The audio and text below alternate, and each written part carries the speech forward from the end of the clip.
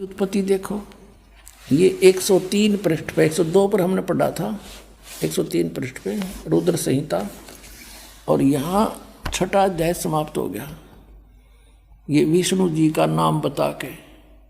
और अब हम यहाँ आगे 7वां अध्याय, ब्रह्मा जी बता रहे हैं आगे। ब्रह्मा जी कहते हैं देव से नारद को बता रहे हैं, तत्पश्चात कल्याणकारी परमेश्वर सांब सदाशिव ने काल ने दुर्गा के साथ जैसे विष्णु उत्पन्न किया, पूर्ववत पर प्रयत्न करके मुझे अपने दाहिने अंग से उत्पन्न कर दिया। अपने आत्माओं, यहाँ ये अनुवाद करता शर्मा गया, शिव जी का पुजारी होगा कि शिव जी की उत्पत्ति कैसे दिखाऊं, यहाँ तक कर गया गोलमोल।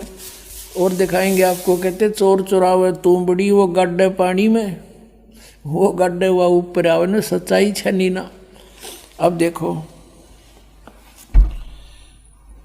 यही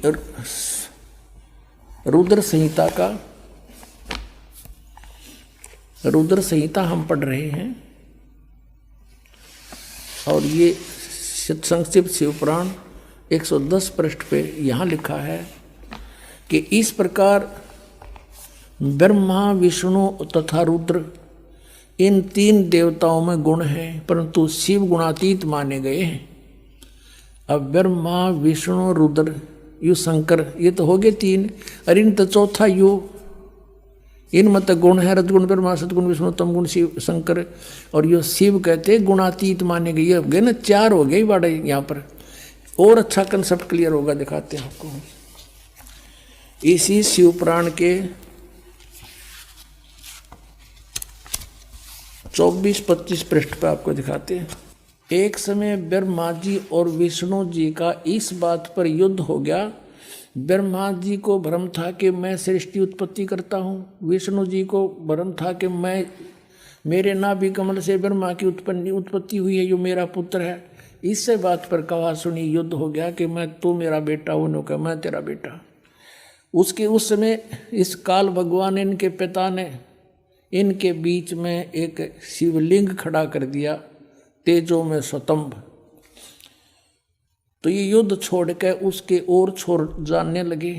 फिर इनको वो खुद आ गया, शिव रूप में प्रकट हो गया। इसने प्रतिज्ञा कर रखी है कि मैं अपने वास्तविक रूप में कभी किसी को दर्शन नहीं दूंगा। किसी को अपने पुत्र शिव के रूप में, किसी को ब्रह्मा के रूप में, किसी को विष्णु के रूप में दर्शन दे जाता है। और वो साधक ये सोचते हैं कि ये हमारे साथ रहते हैं, ये देवता यही सर्वशक्तिमान है, साधना करते यही प्रकट होते हैं। और होता था उनकी साधना से वो काल, और वो अपना वास्तविकता बताता नहीं। 7वें अध्याय के गीता जी के 24 और 25 में कहा है कि मैं अपनी योग माया से छुपा रहता हूँ, ये मेरा अटल घटिया अनुत्तम विधान है, मैं कभी किसी के समक्ष नहीं आता। इसने प्रतिज्ञा कर रखी है, परमात्मा ने बता रखी है आपको, कबीर सागर में लिखा सारा कुछ, और वही इनमें प्रमाण है। अब उस समय यू आ गया इनके बीच में और कहा, और के ज्ञान दिया उनको, देखिए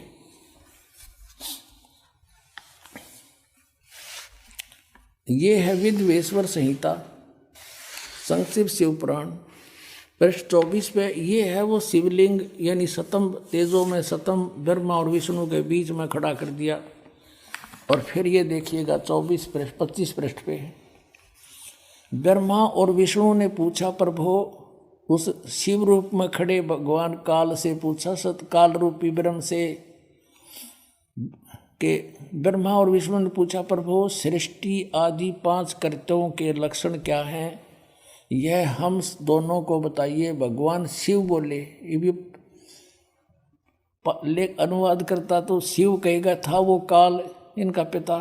मेरे कर्तव्य को समझना अत्यंत गहन है, तथापि मैं कृपा पूर्वक तुम्हें उनके विषय में बता रहा हूँ। आगे देखो, अब 26 पृष्ठ पे कंसेप्ट क्लियर हो जाता है।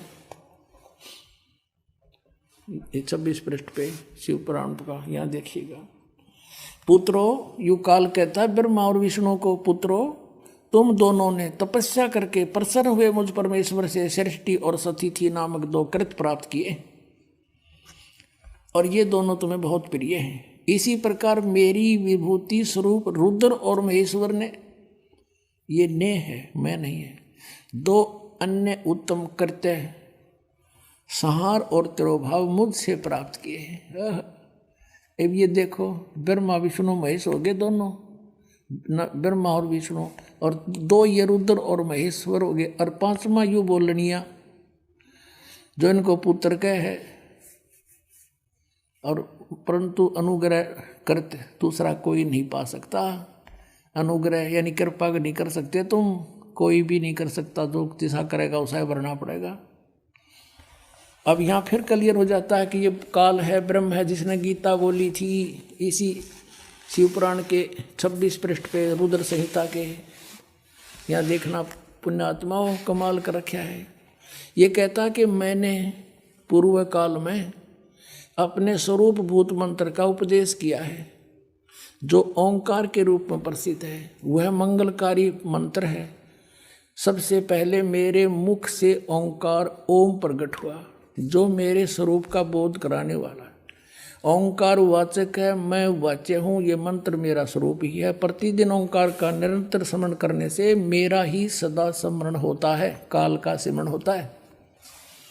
मेरे उत्तरवर्ती मुख से अकार, पश्चिम मुख से उकार, दक्षिण मुख से मकार, पूर्ववर्ती मुख से बिंदु और मध्यवर्ती मुख से नाद का प्राकट्य हुआ है। इस प्रकार 5 अवयवों से, 5 इन अंगों से युक्त ओंकार का विस्तार हुआ है। इन सभी अवयवों से एकीभूत होकर प्रणव ओम नामक एक अक्षर हो गया। हाय हाय। गीता जी अध्याय नंबर 8 के श्लोक नंबर 13 में कहता, गीता ज्ञानदाता ये काल रूपी ब्रह्म के ओम इति एकाक्षरम ब्रह्म व्यवहारण मामनुसमरण यह प्रयाति तदन देहम स याति परमाम गतिम। इससे सिद्ध है कि जो ब्रह्मा विष्णु महेश का पिता है वो गीता को बोल रहा है, और उसका ये ओम एक अक्षर है। अपने आत्माओं, परमात्मा ने 600 वर्ष पहले बताया था, धर्मदास ये जग बोरा ना, कोई न जाने पद निर्वाणा। यही कारण मैं कथा पसारा, सबसे कहिए एक राम नियारा।